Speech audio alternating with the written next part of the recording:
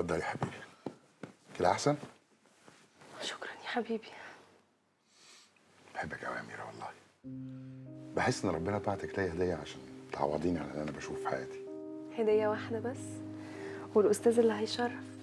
الاستاذ ده بيخلص نصيبه من النوم قبل ما يشرف. لو انت الصادق ده احنا اللي هنودع النوم أول ما يشرف.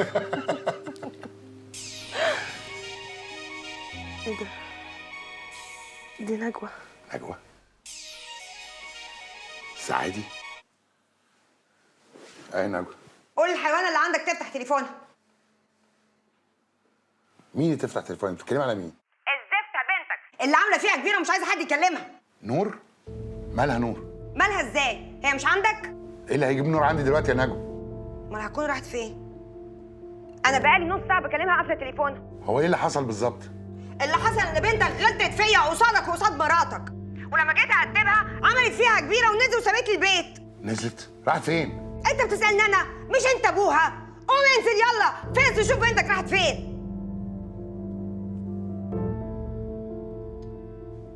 اطمن يا حبيبي، هتكون راحت فين يعني؟ أكيد هتجيلنا هنا على البيت.